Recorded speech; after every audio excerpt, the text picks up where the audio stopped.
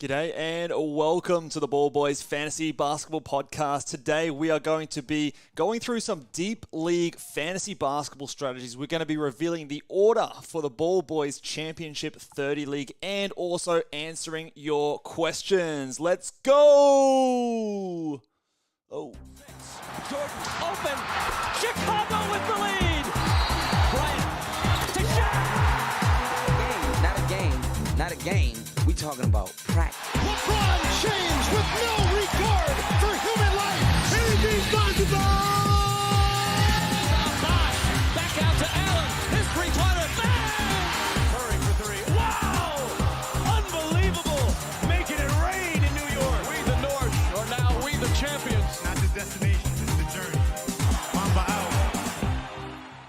G'day and welcome again to the Ball Boys Fantasy Basketball Podcast. I'm your host, Mitch Casey, and you can find me on Twitter or X at Ball Boys Fantasy. And we are live today, guys. We're live over on YouTube for the first time, I believe, on the Fantasy Basketball Podcast. We did do this a little bit in the AFL Fantasy Podcast with myself and Luke, but first time I believe that I've done this on the Fantasy Basketball channel. So welcome along to anyone who is viewing this podcast live. This will be coming out later on as a regular video and podcast you guys can check out, revisit, and things like that.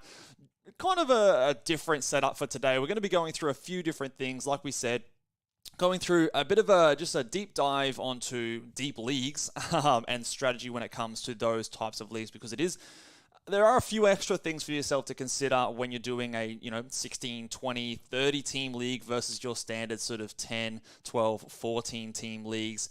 There are a few extra considerations that you have to make. So if you're in a league like that, whether it be Dynasty or redraft leagues, going through some good advice and tips when it comes to those things. We're also going to be revealing live on this show the order for the Ball Boys Championship 30 League.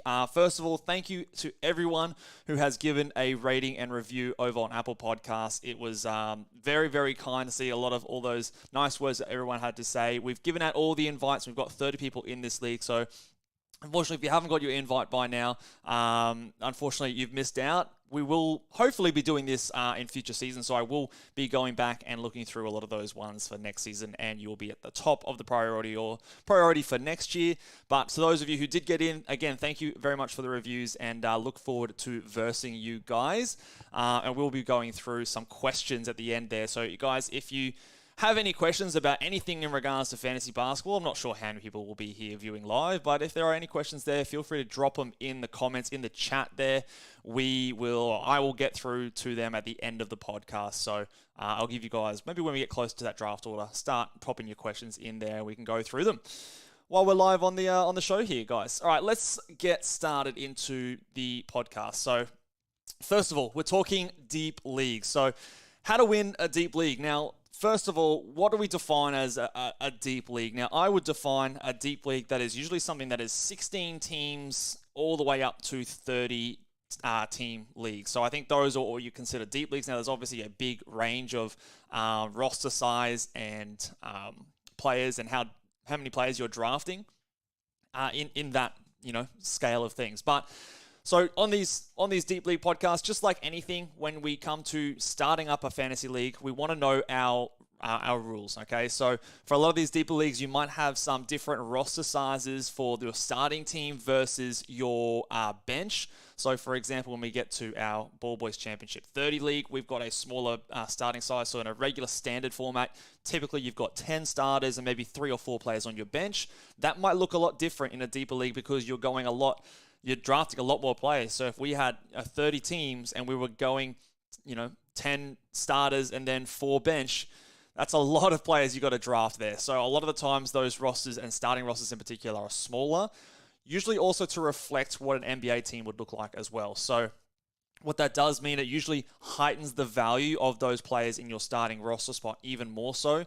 If you've only got 5 or 6 players that you're starting versus 10, then you want to make sure that those 5 or 6 players are as strong as possible and concentrate your resources into those. If it's an auction draft, for example, that would mean that you are increasing the amount of money you're spending on those starters versus if you were in a larger league. So in a 6-man starting roster, Jokic might go for more than $100 versus in a 10-man, Jokic might be close to that $65, $70 mark. So if you are doing a deeper league with an auction salary, that definitely does change the amount of money you're going to spend on those starters compared to your bench.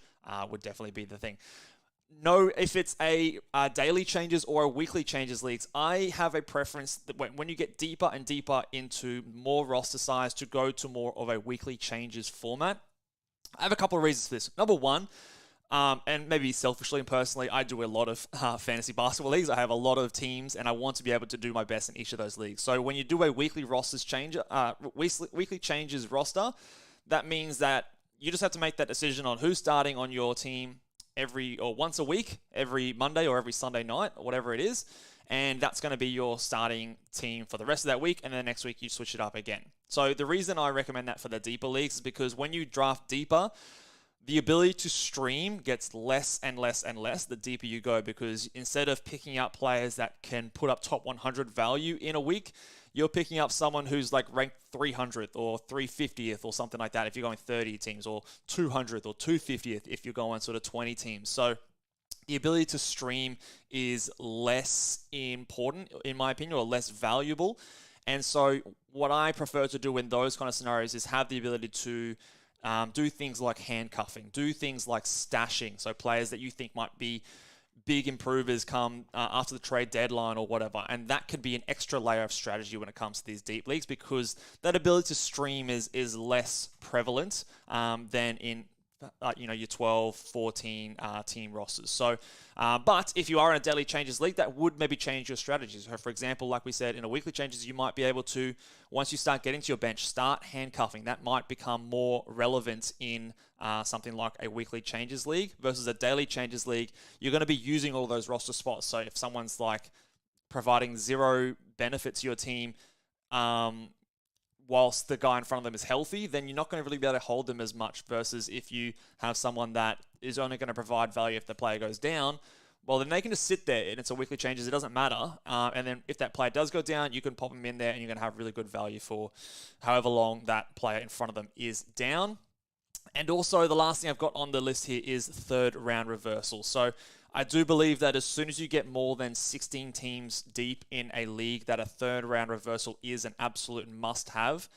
And if you've never done a third round reversal before, what it means is that you typically in a snake draft format, you would draft say 12 teams. You would draft 1 to 12, and then 12 would get the first pick of the next round, and then you go 13 back down, or also 12, whoever picked 12 back down to whoever picked first, okay? And then you snake back around, and it constantly snakes back.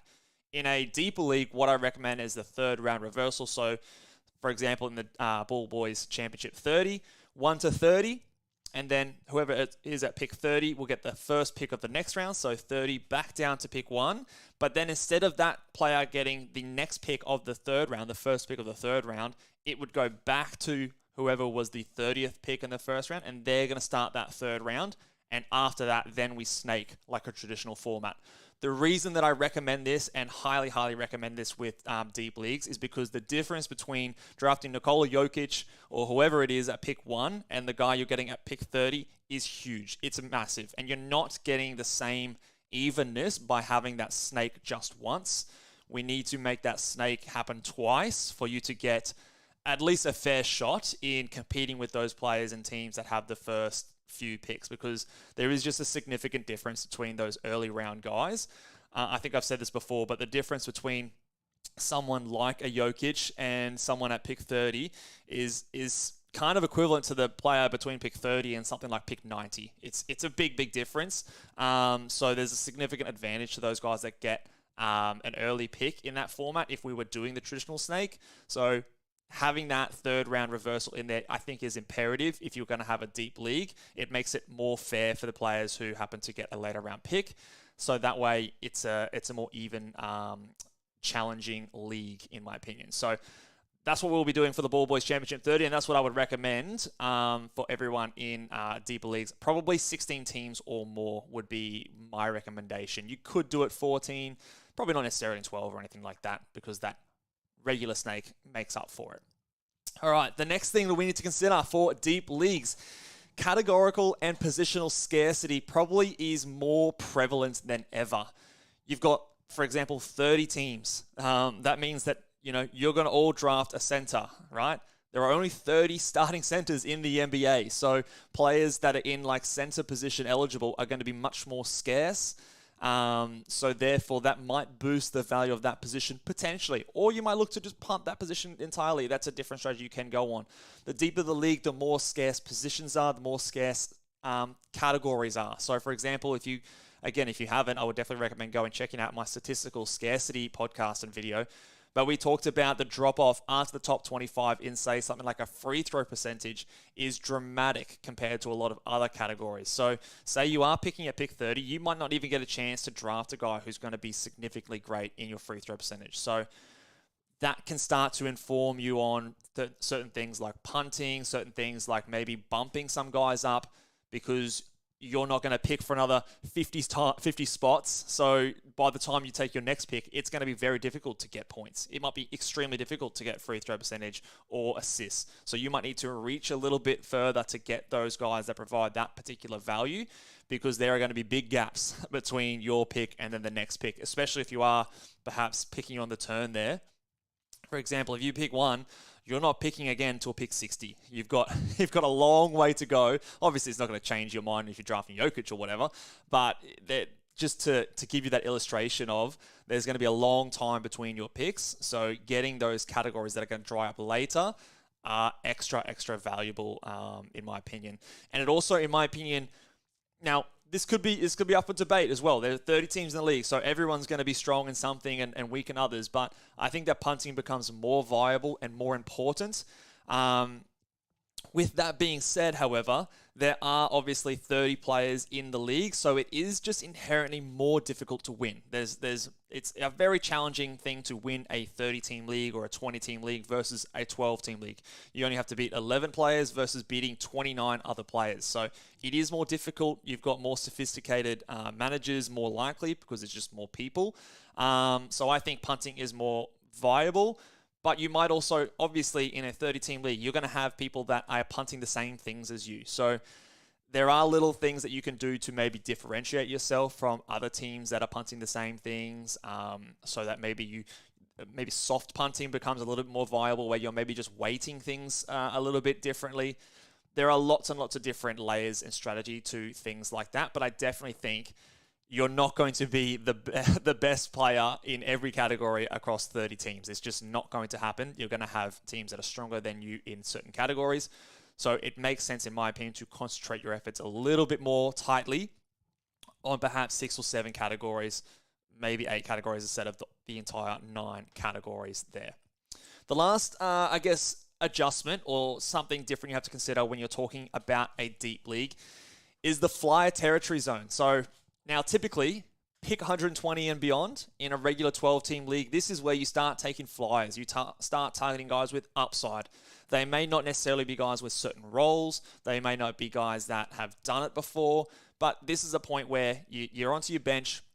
You take guys. If it works out, amazing. You're going to get great value. If it doesn't, no big deal. You drop them, and then you grab someone else off the wire who is popping off. That's fine in a standard 12-team league. In a 30-team league at pick 120, this might be your 4th player that you're picking. So you're still filling out your starters. You're still filling out the guys that are most important to your team. So I recommend you're not likely to go on a guy that's unproven or someone that has major downside at that point, because you're not going to be able to just drop them and pick someone else off the wire if they disappoint. Because if you're dropping them, you're picking someone up who's ranked 320th. So that makes it more important for you to get in those ranges where we would typically be thinking flyers and upside picks. You're going to definitely still need to get guys who are consistent, guys that are going to contribute in certain categories. Specialists become probably more important, more valuable. And there's a little bit of a balance between risk and reward. You've got to be a little bit more gun shy on pulling the trigger on those guys that are boom or bust potentials, especially in that kind of a range. So again, when you listen to advice on other podcasts or other things that are talking about taking flyers and taking guys that have upside at that kind of a range, in a league in like a 20-team, 16-team even, 30-team like the Ball Boy Championship 30, that's going to be very, very different for your situation because, again, you're not going to have that opportunity to just drop that player and pick up someone else if it doesn't work out. He's going to be stuck on your team because, you're going to have to. You're not going to be able to pick up someone else that's close to that level of value. So that is all definitely something that you need to be taking into account.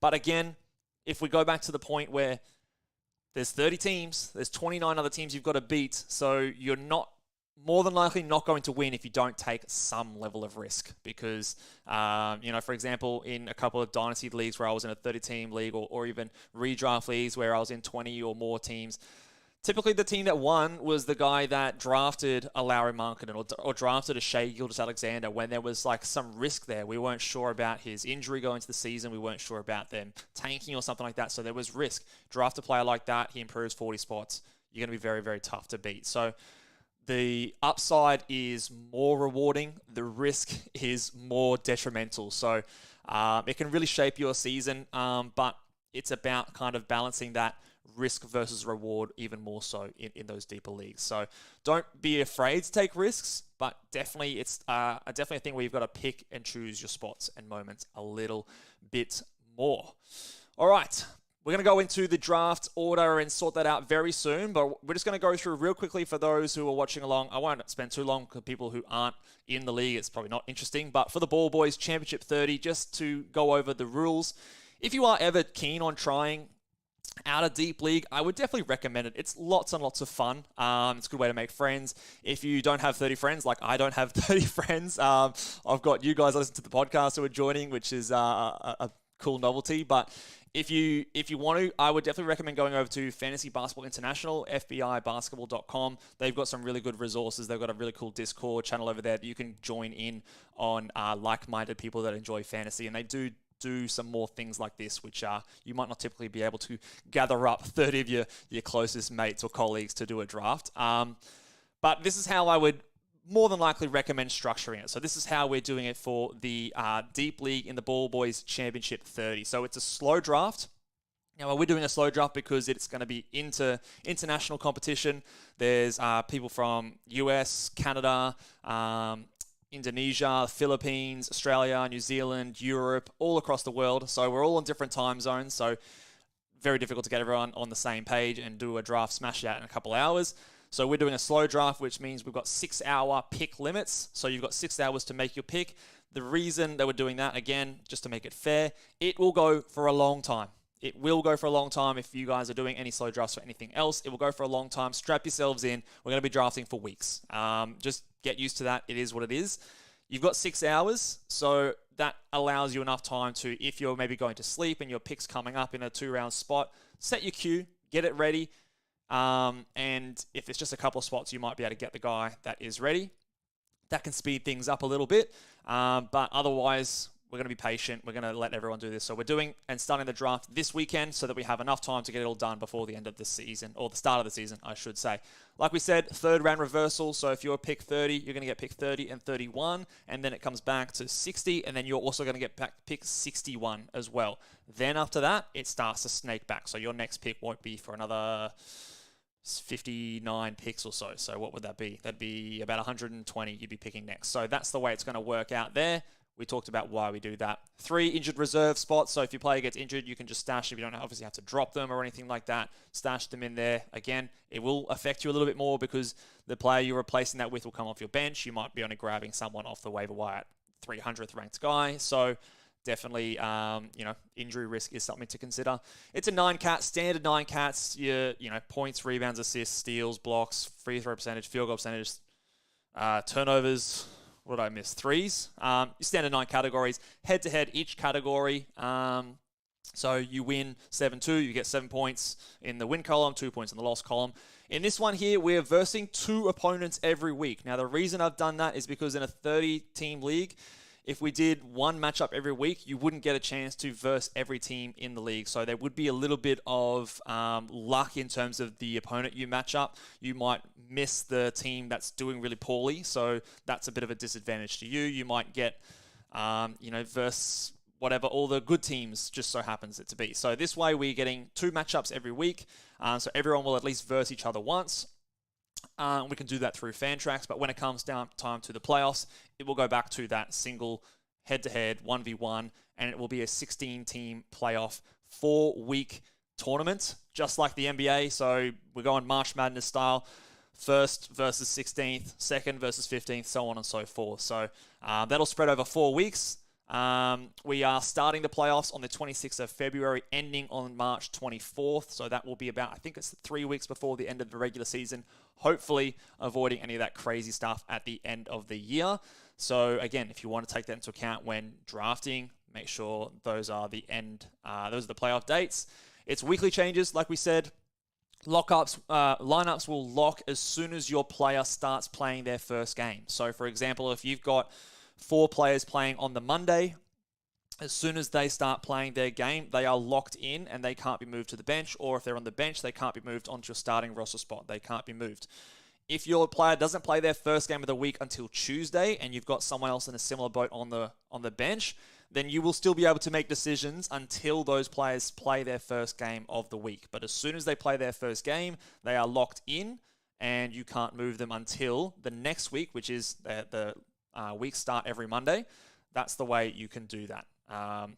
And lastly, we've got a $100 fab, which is free agency acquisition budget. So that means that across the entire season, you've got $100 to spend on grabbing a free agent. I don't think we're going to really need to go anywhere close to that because, again, we're going 300 players deep in the draft, so there's not going to be too much value left on the waiver wire. But if someone comes out of nowhere, you might want to splash some money on there. We have 2 acquisition limits per week. Again, there won't be any streaming in a weekly leagues lineup, so it's only really if, say, for example, someone's injured, you want to grab someone. But we don't want people hoarding all of the, injured players or non-injured players or whatever like that. So 2 acquisitions per week. I believe off the top of my head, you can add and drop anyone on the bench, but you just can't move them onto your starting roster spot. I'll triple check that for everyone in the league. I don't think it'll be a major concern at all either way. But yeah, you've got 2 acquisitions. Fab is $100. You can bid a minimum of $0 if you want to. Maximum of obviously 100 until when you have 100, you can then keep going with your $0 bids. But obviously if anyone bids more, they will get the player. I think that gets processed on 3 p.m. Eastern time. So as long as you get that in the next day, you can do that again until each day. All right. So that is the rules. We're going to do the live draft lottery order. So again, I'm just doing this live just to make sure there's transparency. You guys know that I'm not cheating and putting myself at pick number 1 or whatever, although fingers crossed I get pick number 1. Let's head on over. So the draft order has been determined by fantasydraftlottery.com. Nothing super fancy here. I've got all the players in here, 1 through 30 just in alphabetical order at the moment. Here's myself here. And also, I don't know if you guys noticed, but I'm pretty sure Jimmy Butler is MJ's son. I'm pretty sure that's Callum McMullen, who obviously, if those of you who have watched the show for a few seasons will know Callum, one of the OG podcast hosts and Ball Boys founders. So he has also joined the league to go up against you guys. So make sure you talk a lot of shit if you are versing him in this week. All right, let's click generate order. And, here we go. We're going to go down through the order. Let's build some suspense. We're going to go from pick number 30. And as soon as I finish this podcast, finish this video, we will be bringing this one up onto the Fantrack League. And this will be locked in. This is where you're picking. So let's go through, build the suspense. Here we go. Oh, Jesus Christ. Pick 30. Mitch Casey. All right, cool. All right, I got the last pick of the draft. There you go. Let's see what I can do with that. Pick 29. What have we got there? Maple Mamba. Pick 28. Himmy Butler is MJ's son. So Callum, you're at the back there with me. I hope that's your team. I think I saw you switch that name over. 27. Jay Pats. 26. Chicka Giants. 25. Floppenheimer. 24 is Mamba. 96. We've got a couple of Mambas in the league. Maple Mamba and Mamba 96 at 24. 23 is designed by Emma. So Emma, you got the MJ pick there at pick number 23. 22 is XD. 21 is Fresh Prince. 20 is Kim Jong-Wons. Bobanic Plague has got pick 19. Pick 18 is Deranged Cat. Pick 17, Yeah Nah Bro. I believe that's one of our good friends from over in New Zealand. Pick 16, positionless, and a couple basketballs there. Pick 15 is Drew Mykonos. Pick 14, Harden for Defensive Player of the Year. Love that name. Pick 13 is Hot Dogs. Pick 12 is the Radaladian, who I believe has done a couple of mock drafts with me. Pick 11 is Stephen P.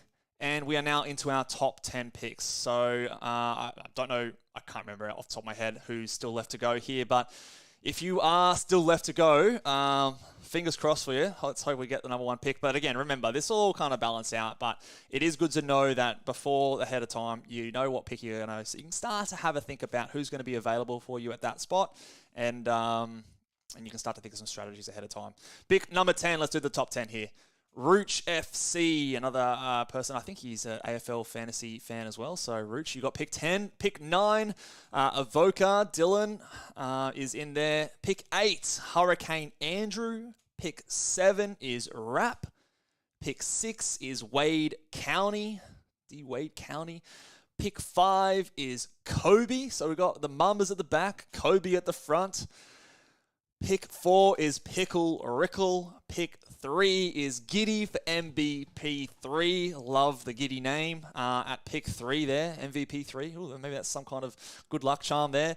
Pick 2, we've got Team Canada. That means at pick 1, we have T-Dubs 360. So that is the draft order for the Ball Boys Championship 30. I can't believe I got pick fucking 30. That is... Whew, okay, that's rough. I mean, at least we've got the third round reversal, but obviously that's going to make it a little bit more challenging for myself. But we will see how we go. So though that is the official final draft order, there will be no trades of draft picks or anything like that.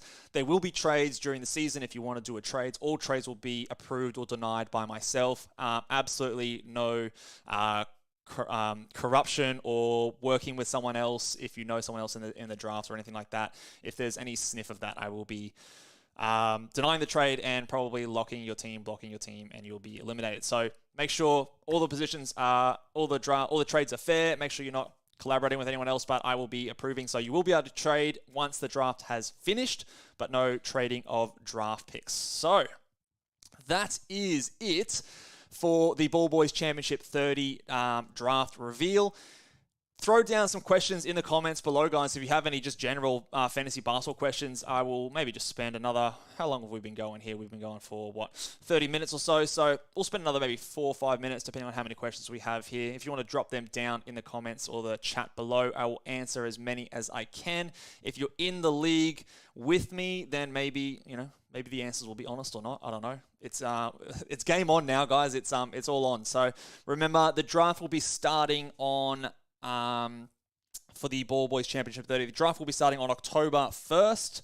For American viewers, American people over there, it'll be on the October 2nd for Aussie and New Zealand guys. 7 a.m. for Australian Eastern Standard Time, I believe. What time is that in the US? That would be approximately... about 5 p.m. Eastern Standard Time on Sunday. The October 1st will be when the draft starts. And again, like we said, 6-hour draft time limit. Let's go through some of these questions here, guys, before we wrap it up. Let's have a look here. So, Lively or Richardson or Jalen Johnson?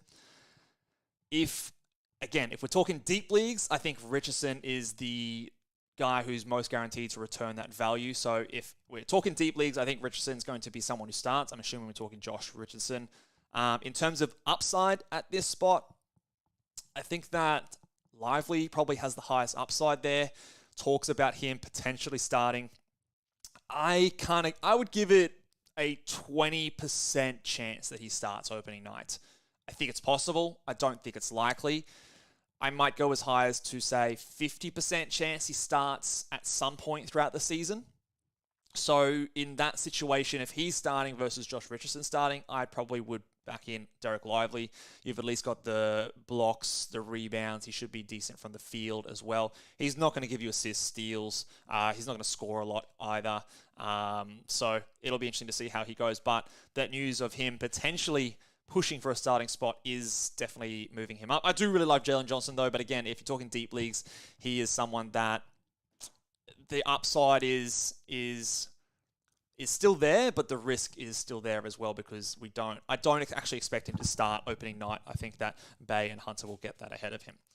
What's the strongest punt combo for this year for Deep League Cats? Is it still punts, points, threes, and free throw percentage? Now, again, you're letting a little cat out of the bag there, Neil, because that's my favorite punt build for this season. And I've let that only know for people who are on the Ball Boys Fantasy Basketball season guide. I still think that's one of my favorites. Again, I still think it does depend on the player that you're starting your team with, and you want to build around the strength. So I don't necessarily think that there's... Actually, no, I'll walk that back. I do think that there are some better punt builds than others in this year's draft. In a snake draft format, I still go by draft the player that is the best value in a -1 setting, which I think is why -1 is so valuable, because you can tell if you eliminate the player's worst category, that can sort of set you on the path of, okay, I'm getting this guy and then I'm going to build around their strengths. So that -1 ranking is very valuable in my opinion to select those first 1 to 2 picks, and then after that you can start to have a look at your team and go, what are my strengths, what are my weaknesses, am I going to be able to catch up my weaknesses later in the draft? Like, one of my weaknesses threes, and I'll be able to get that heaps later in the draft, or are my weaknesses free throw percentage? I'm not going to be able to get that later, so let's just punt it. So I think that's still the best way to go in an auction format. I do like the punt points, threes, steals. So points, threes, and free throw percentage as a combo. I really like the punt assists and steals, which I did in the most recent auction mock draft with Raf and Adam King. I think those two are still my favorites. I also still really like just the classic punt free throw percentage, punt turnovers. I think that's still a very strong strategy as well. But also a punt field goal percentage and punt rebound strategy, I think I also like as well. So you can target players like a Victor Wembanyama or someone like a Chet Holmgren or Jaren Jackson Jr. Those players who give you elite blocks and still have a good free throw percentage. They are decent enough on rebounds, but they're not like elite, like a Walker Kessler or a Jokic or something like that. And you can get some decent value that later. So that is another one that I also don't mind as well. But yeah, a little secret again. Don't be too loud about that punt points, threes, and free throw percentage. That's between the subscribers and platinum members and myself. Okay, do we need to focus on a punt for deep league like this? I believe you do, Sam. I do think you need to focus on some sort of a punt. Again, build it off your starting couple of picks, but yeah, take that with what you will. Usman Jang is my new Poku. Can he break into OKC's rotation this year? Multi-talented player with size. Yes, he definitely can break in. It helps that Poku is out injured, I believe, to start the season. So Usman Jang is definitely someone that we can consider as a deeper league guy with upside. I don't think he's going to be a guy that comes in and starts this season. I think he will definitely play some minutes. But he is talented.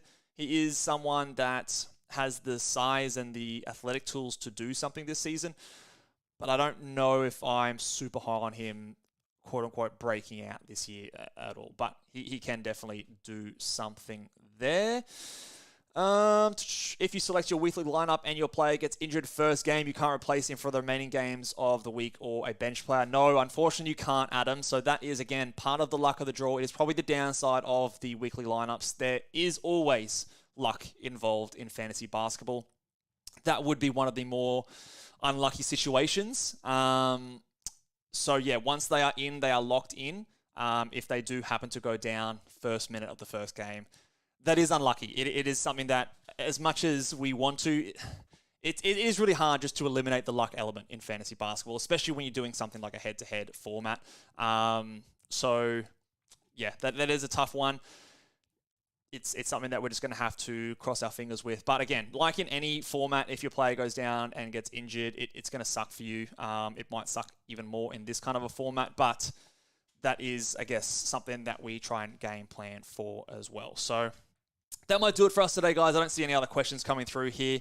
Not too many people tuning in. Obviously, it's a pretty niche video and podcast today, but that's fine. The next podcast coming out is going to be a mock draft where I'm going to be going through a 12-team mock draft and doing that one, I believe. Who have I got? I've got a guest on. I've got someone planned. Let me just double check. Who is that coming on? I believe it might be Alex Reclean. double check that. Yeah, Alex Reclean is going to be jumping on with me tomorrow to do a 12-team 9 category mock draft. So back to the standard formats. We'll be doing that tomorrow. And then, exciting news, I'm going to be doing a brand new series this season called the 25 most interesting players for fantasy basketball. So every day between now and the final weekend of the fantasy basketball preseason, I'm going to be going through 25 players and doing a deep dive. This is just my subjective rankings of who are the most interesting and fascinating players for fantasy basketball. I will be going through those every day. So every day you're going to get a podcast between now and the start of the NBA season from me. I'm going to be working very, very hard and recording a lot of content for you guys. And we're going to be doing a deep dive into every one of those top 25 most interesting. I will give a shout out to the coaches panel for the inspiration for this series, for the top 50 most relevant over on AFL Fantasy. They've given me the green light to do this series for fantasy basketball. I think it'll be a fun way to sort of just build the hype and build the intrigue on some guys that have a wide range of outcomes and some just different angles that we can look at them and go into a deep dive. So thank you very much, guys. Stay tuned around. If you enjoyed this video, if you're happy to be in the Ball Boys Championship 30 League, give this video a big thumbs up. Make sure you are subscribed. Tell your mates about the podcast as well if they play fantasy basketball. If you haven't already, go and get a Ball Boys season guide, and I will see you guys next time. Bye.